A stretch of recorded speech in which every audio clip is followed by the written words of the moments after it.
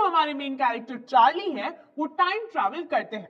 तो चार्ली बताना शुरू करते हैं कि वैसे तो न्यूयॉर्क में सारे लोग इस बात की गारंटी दे सकते हैं कि ग्रैंड सेंट्रल स्टेशन के सिर्फ 2 ही लेवल हैं, लेकिन मैं इसके 3rd लेवल पे भी जा चुका हूं। और ये बात जब मैंने अपने साइकियाट्रिस्ट फ्रेंड को बताई तो उन्होंने कहा कि ऐसा कोई वर्ल्ड एग्जिस्ट नहीं करता, 3rd लेवल एग्जिस्ट नहीं करता, ये सिर्फ और सिर्फ मेरा एक तरीका है रियलिटी से एस्केप करने का। उन्हें लगता है क्योंकि प्रेजेंट वर्ल्ड में बहुत ही ज्यादा वॉर है, वरी है, फियर है, एंजाइटी है, इन सब चीजों से बचने के लिए मैंने अपने दिमाग में एक वर्ल्ड बना लिया है एंड ये सिर्फ और सिर्फ मेरा एक वे है to escape the reality. In fact वो कहते हैं मेरे बाकी सारे फ्रेंड्स वो भी ऐसे सोचते हैं कि मैं स्टैम्प कलेक्शन जो है वो भी इसीलिए करता हूँ, बट चार्ली इस बात से एग्री नहीं करते। वो कहते हैं ऐसे तो मेरे ग्रैंडफादर जो थे वो भी स्टैम्प कलेक्शन करते थे, लेकिन उनके टाइम पे जो वर्ल्ड था वो तो कंपैरेटिवली पीसफुल था, उन्हें क्या जरूरत थी। तो अब चार्ली बताना शुरू करते हैं कि ये जो 3rd लेवल है ये यहाँ पे पहुंचे कैसे। एक बार चार्ली रात को ऑफिस में लेट हो गए थे काम करते करते। अब उन्होंने सोचा कि वो फटाफट से ट्रेन लेकर घर जाएंगे इंस्टेड ऑफ बस। तो जैसे ही वो ग्रैंड सेंट्रल स्टेशन के 2nd लेवल पे गए, कुछ दूर जाकर वो खो गए। अब खो तो वो गए, लेकिन यहाँ भी वो शॉक नहीं हुई। उन्हें ऐसा लगता था या उनका मानना ये था कि ये जो ग्रैंड सेंट्रल स्टेशन है ना, यहाँ पे नए कॉरिडोर्स, नए हॉलवेज हमेशा रहते हैं। इनफैक्ट वो कभी कभी कई कई नए जो कॉरिडोर्स हैं वहां से बाहर निकल जाते हैं, नए जो टनल्स हैं वहां से भी बाहर निकल चुके हैं और पहले भी यहाँ खो चुके हैं, तो ये कोई नई बात नहीं है। तो चार्ली कुछ दूर और आगे जाते हैं, देखते हैं कि यहाँ पे कोई है या नहीं, तो उनको कोई नजर नहीं आता। फिर थोड़ी देर बाद उन्हें काफी सारे लोग नजर आते हैं और चार्ली को लगता है अच्छा ठीक है यही होगा इसका जो 2nd लेवल जो है और यहीं से मैं ट्रेन लूंगा। लेकिन फिर चार्ली वहां पे हर एक चीज को ध्यान से नोटिस करते हैं। जैसे सबसे पहले वो इस रूम को नोटिस करते हैं, उस लेवल को नोटिस करते हैं कि किस तरीके से यहाँ पे जो दरवाजे खिड़कियां हैं वो कंपैरेटिवली छोटे हैं, टिकट काउंटर जो है वो भी छोटा है, जो लाइट्स हैं वो भी काफी डिम है। अब चार्ली को ये कुछ अटपटा लगता है, उसे लगता है ये 2nd लेवल तो नहीं है, यहाँ तो मैं पहले भी आया हूँ लेकिन ये ऐसा तो नहीं था। अब चार्ली क्या करते हैं, लोगों को नोटिस करते हैं, उनके ड्रेसिंग सेंस को नोटिस करते हैं। एंड जैसे हम देखते हैं कि पुरानी मूवीज में जो फैशन सेंस था, जो ड्रेसिंग सेंस था वो डिफरेंट है एंड अब डिफरेंट है, ऐसा ही कुछ जो डिफरेंस है वो चार्ली को भी देखने को मिला। चार्ली देखते हैं कि लोगों का जो फैशन सेंस है, ड्रेसिंग सेंस है वो काफी डिफरेंट है उनसे। ठीक है, वो लग रहा था अराउंड 1890s के अराउंड का। वो कहते हैं मैं उन्होंने अपनी लाइफ में कभी भी इतने सारे लोगों को बियर्ड्स रखते हुए नहीं देखा, इतनी बड़ी मुस्टैशेस नहीं देखी, साइड बन्स नहीं देखे, तो उन्हें अब ऐसा लग रहा था कि कुछ ना कुछ तो गड़बड़ है। अब उनको समझ नहीं आ रहा था और उनको अपने आप को अश्योर करना था, ये जानना था वो कहाँ है। तो कुछ दूर पे उन्हें क्या दिखा, न्यूज़पेपर्स दिखे। तो उन्होंने सोचा ठीक है मैं आगे जाके उस पर डेट देख लेता हूँ, मुझे समझ आ जाएगा मैं कहाँ पे हूँ और क्या चल रहा है।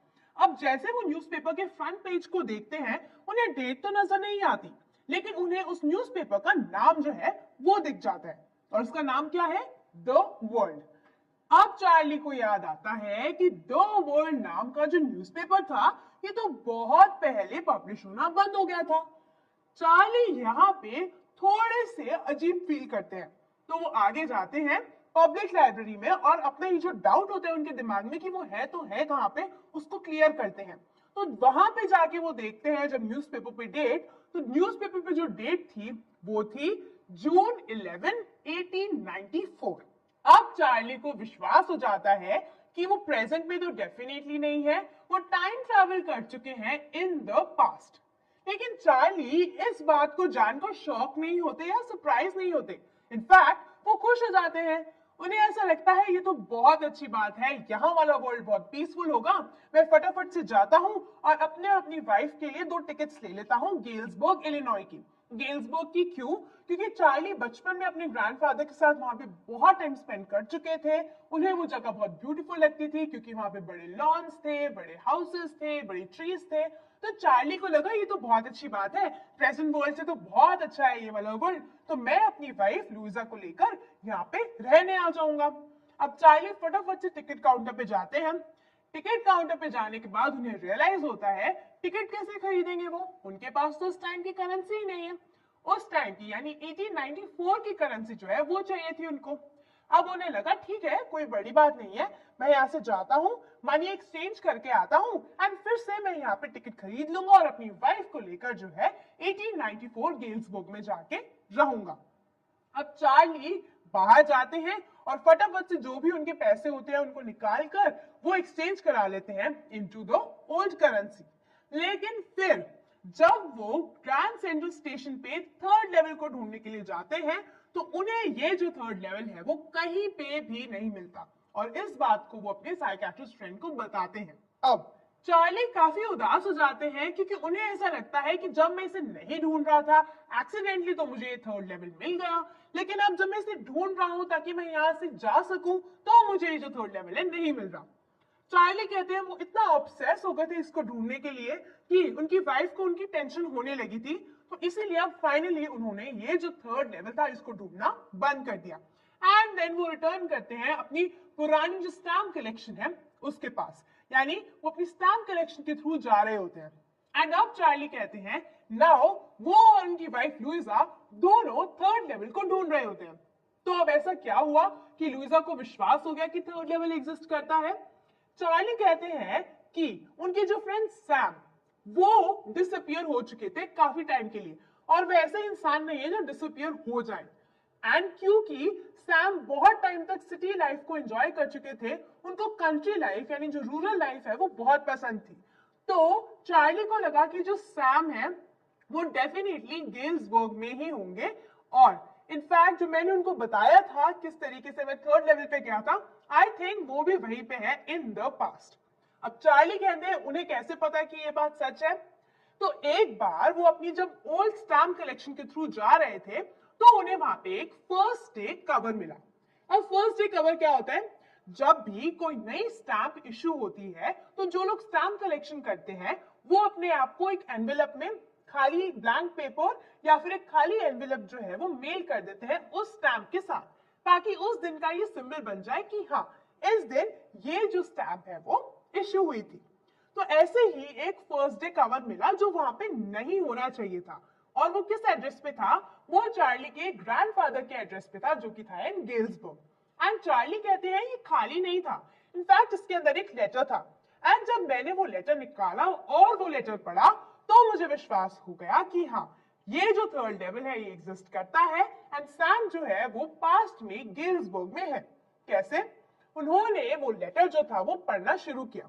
वो लेटर लिखा था सैम ने और सैम ने उसके अंदर लिखा था कि चार्ली पहले तो मैं ये विश कर रहा था कि जो तुम थर्ड लेवल के बारे में बता रहे हो ये सच में एग्जिस्ट करे, but now I am happy ये एग्जिस्ट करता है एंड मैं वहां पे हूँ, मैं बहुत खुश हूँ, काफी एंजॉय कर रहा हूँ एंड तुम और लुइसा जो है इसको ढूंढना बंद मत करो, ये बिल्कुल वर्थ इट जगह है, आई होप तुम लोग भी यहाँ पे जल्दी आओगे।